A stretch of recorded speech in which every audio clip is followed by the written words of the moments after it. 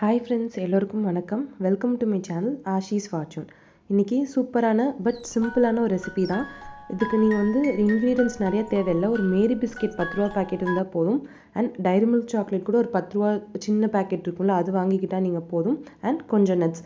என்கிட்ட diary milk சாக்லேட்டில் வீட்டில் அந்த அமுல் சாக்லேட் இருந்தது. ஸோ அதில் ஒரு 4 பீஸ் எடுத்துக்கிட்டேன். மேரி பிஸ்கெட்டை இந்த மாதிரி பவுடர் பண்ணி வச்சுக்கோங்க மிக்சியில். கொக்கோ பவுடர் இருந்தால் ஒரு டீஸ்பூன் ஆட் பண்ணிக்கோங்க இந்த மிக்சியில்.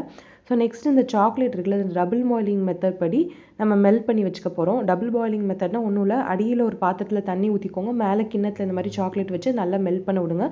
இது கொஞ்சம் திக்காக வந்தனால கொஞ்சம் பால் சேர்த்து அதை மெல்ட் பண்ணேன். நெக்ஸ்ட்டு நம்ம பவுடர் பண்ணி வச்சுருக்க அந்த மேரி பிஸ்கெட்டில் கொஞ்சமாக பால் சேர்த்து நம்ம மிக்ஸ் பண்ணிக்கலாம். நீங்கள் கண்டென்ஸ்டு மில்க் இருந்தால் அதை ஆட் பண்ணிக்கோங்க. கண்டென்ஸ்டு மில்க் இல்லாதப்போ சுகர் உங்களுக்கு தேவைக்கேற்போ ஏற்ப நீங்கள் ஆட் பண்ணி அதையும் பவுடர் பண்ணிக்கோங்க. இப்போ அதை இந்த மாதிரி பால்ஸ் பண்ணிக்கலாம். ஸோ இந்த சாக்லேட் மெல்ட் பண்ணியிருக்கோம்ல, இது கொஞ்சம் திக்காக இருந்தனால கொஞ்சம் பால் சேர்த்து நான் இன்னும் கொஞ்சம் மெல்ட் பண்ணேன்.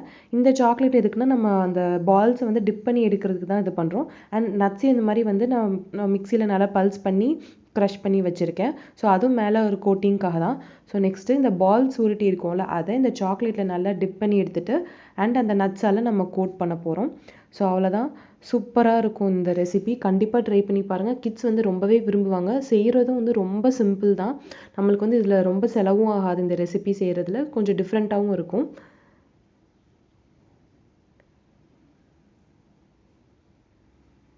ஸோ இந்த மாதிரி பால்ஸ் மேலே அந்த நட்ஸ் எல்லாம் கோட் பண்ணிவிட்டு இதை நம்ம ஃப்ரீசரில் வச்சிடலாம். ஒரு 1/2 hour to 1 hour ஃப்ரீசரில் வச்சு எடுத்தால் சூப்பராக ரெடி ஆகிடும். அந்த சாக்லேட்லாம் நல்லா நல்ல அந்த கோட்டிங் சூப்பராக இருக்கும் அந்த மேரி பிஸ்கெட் பால்ஸ் மேலே. செம்ம டேஸ்ட்டாக இருக்கும். கண்டிப்பாக ட்ரை பண்ணி பாருங்கள். அவ்வளோதான், சூப்பரான லட்டு ரெடி. இந்த ரெசிபி கண்டிப்பாக உங்களுக்கு பிடிச்சிருக்கும்னு நினைக்கிறேன். நம்ம சேனலில் ஃபஸ்ட் டைம் பார்க்குறவங்க சப்ஸ்கிரைப் பண்ணிக்கோங்க. பக்கத்தில் பெல் பட்டனையும் கிளிக் பண்ணிக்கோங்க. அப்போ தான் நான் போடுற வீடியோஸ்லாம் உங்களுக்கு ரெகுலராக நோட்டிஃபிகேஷன் வரும்.